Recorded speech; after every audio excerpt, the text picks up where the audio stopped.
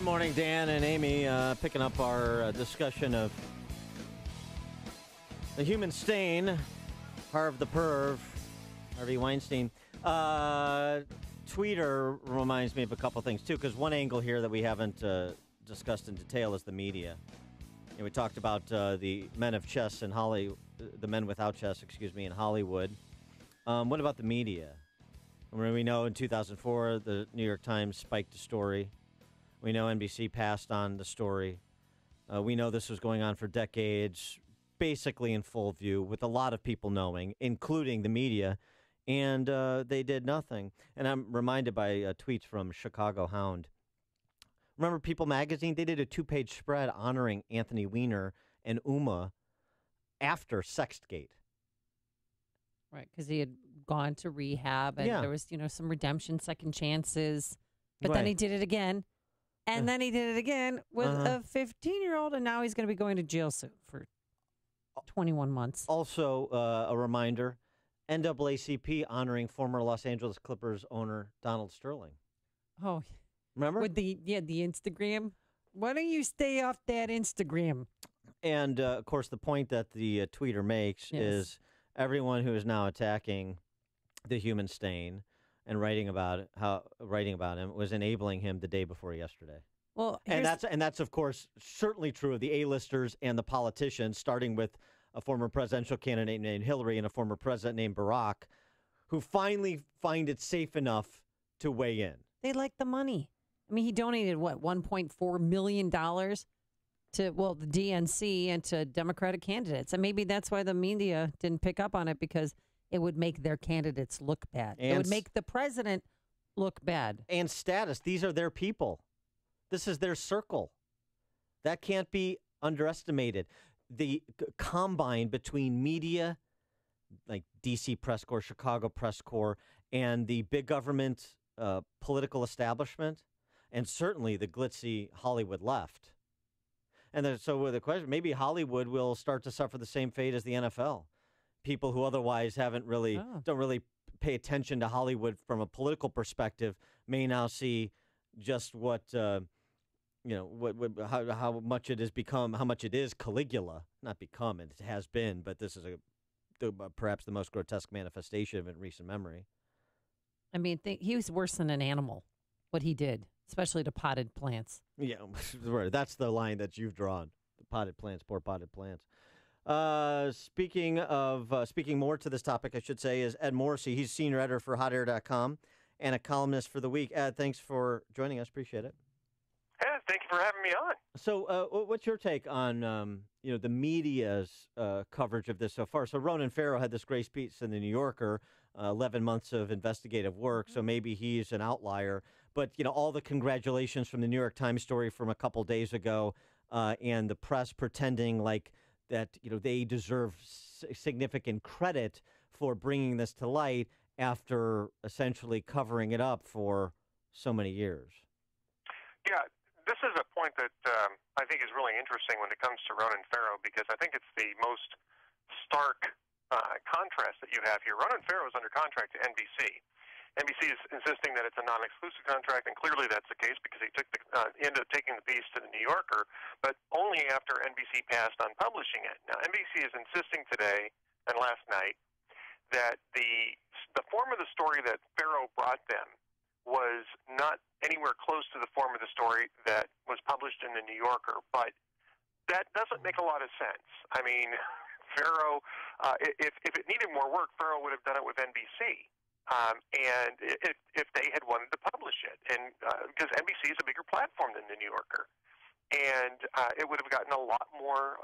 It would have had a lot more impact. Plus, he's already there, and my understanding from reporting from Lloyd Grove over at the Daily Beast and a couple other sources is that Farrow had this pretty much locked down, and that's exactly what Farrow told Rachel Maddow last night on MSNBC, was that he had the story.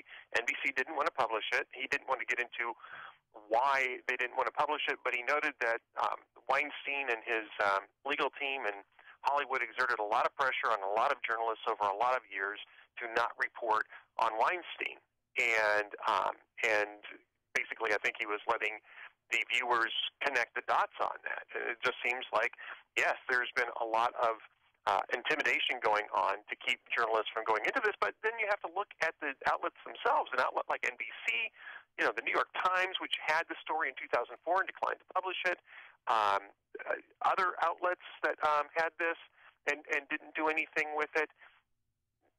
How much of that is pressure? How much of that is just being part of the same party crowd as Weinstein and other executives in Hollywood?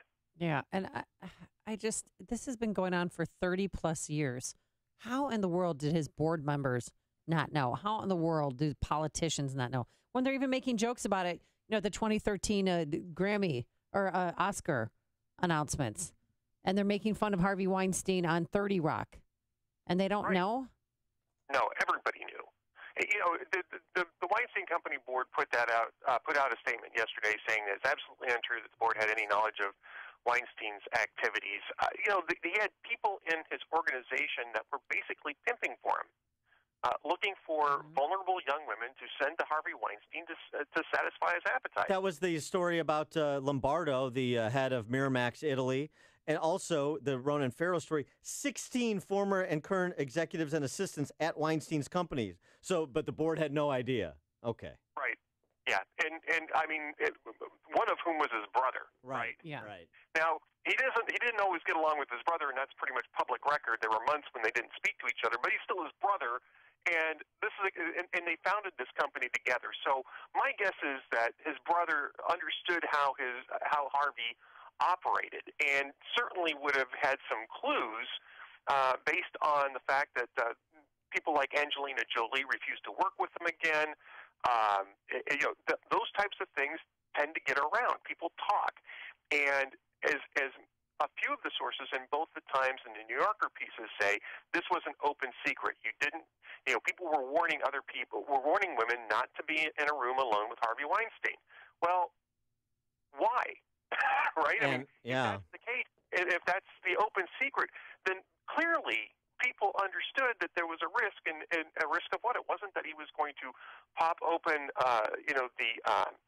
the Bible in the hotel room and start doing readings from the Old Testament. I mean, that wasn't what the risk was, right? I mean, it's pretty obvious that people knew that there was sexual, at least harassment going on in these meetings, and they turned a blind eye to it. They didn't talk about it. And there were payouts, and then there's this New York Police Department undercover sting and no prosecution. And so State's Attorney Vance has some questions to answer as well. Yeah, especially after his campaign got the $10,000 donation from Weinstein's attorney shortly after deciding not to prosecute. I mean, there's a whole lot of things that smell here. Well, will Hollywood forgive him? Because he said, after he goes to this rehab, he wants to come back and he wants his job back. He wants to be a producer. He wants to be the big man on campus again. Do you see that happening? Well, I don't see him going back to the company that he's from. No, I mean, anybody can put together if he can find the money to put together to finance a film. I mean, it's sort of it's an open market in that case, right? I mean, if he can find people who want to work with him, he could find a way to rebuild his career. The problem is going to be that nobody's going to want to touch the guy, literally and figuratively. Yes, well, I don't want to or otherwise. Yeah. And so I don't know that. I just think that he is so toxic at the moment that I certainly don't see how anybody in Hollywood would be able to justify working with the guy again. And I got to be honest with you, this is not the only context in which these types of things occur. I'm a devout Catholic, but we had that problem in our church. We've had that problem in our church. Where people where supposedly people were being rehabilitated and put back into positions of authority and abusing all over again. I don't think that that's going to fly anymore, and it shouldn't fly anymore. Absolutely. Switching gears, the NFL. You had a piece about how the national anthem protests are failing at theweek.com. Michael Wilbon, also speaking of fellow travelers of the left in the media, Michael Wilbon over at ESPN on his show with Tony Kornheiser saying of Jerry Jones' announcement that anybody who doesn't stand for the anthem will be benched. The word comes to mind, I don't care who doesn't like me using it, is plantation. These players are here to serve me, and they will do what I want, no matter how much I pay them. They are not equal to me. That's what this says to me and mine. Your reaction? Tony Kornheiser? No, Michael Wilbon. Oh, I'm sorry, Michael Wilbon. Okay, I was going to say, I'm sorry, I misunderstood. I thought it was Tony Kornheiser saying that. Michael Wilbon, okay. I mean, these players are employees. They're multi-million dollar employees in a lot of cases, and they work for an employer. Wait a second. Hold on. I just want to make sure I understand this. So you're saying they're not slaves? Yeah, they're not slaves. They can go out and do something else. They can, if they wanted to, they could try to form their own league. I understand that Puff Daddy was talking about starting up a different football league, a parallel football league, and to compete with the NFL, where the players can do whatever they want. And God bless him, if he wants to try to launch that, he's got the money. Feel free to do it. But it's like any other organization. You know, I have certain rules where I work, and if I cross those rules, I can be fired. I can be punished, and so I operate under the rules for the employment that I have. The same thing's true in the NFL. You know, you didn't hear people making this big of a deal when players were trying to put 9/11 memorials on their shoes and being fined and told not to do it. You didn't hear as big of a complaint when players were told they had to interact with reporters at post-game conferences after the game, when the league, and I think rightfully so, closed the access to the locker room for reporters. And so that's compelled speech, that's speech limitation, and I think that this is, comparing this to slavery is absolute nonsense. I mean, I understand that people think that there's a First Amendment right to say whatever you want to say, regardless of where you're at. But that's simply not the case. When you are in a voluntary association, which is what employment is, your employer has the right to set limitations on your speech in the workplace. And the NFL field is a workplace. And perhaps the most depressing thing about this is just how ignorant people are of the Constitution and free speech rights and this relationship. I mean, they not even in real time can do. Is there any thought? So Google can fire James Damore, but the NFL teams can't tell their players they can't kneel before the anthem. I mean, there's just no dot connecting going on. People can complain about Tim Tebow kneeling and praying before a game, and it's like, separation of church and state or some such thing. I mean, the silliness of the arguments coming from ESPN anchors, coming from news reporters, coming from, the Al Sharptons, which is a usual repository of silly ideas and statements, but still, it's really kind of depressing. It is. And Damore's case wasn't a First Amendment case either. Right. Damore's case was just a case of hypocrisy, which I think was rightfully called out. But it wasn't a First Amendment case. This is not a First Amendment case either. Nobody's telling these players that they can't go off on their own time someplace other than their employer's workplace and conduct free speech and protest. They can do that all day long. And God bless them if they do. I mean, that's part of what it means to be American. But in the workplace, the employer has the right to set conditions on speech, and standing for the national anthem, I think, is a pretty low limitation. I mean, I think that's actually sort of a basic thing that people should be doing anyway. And if they don't want to do it, don't come out of the locker room. I think that they should be allowed to do that too. They should be allowed to stay in the locker room if that's what they want to do.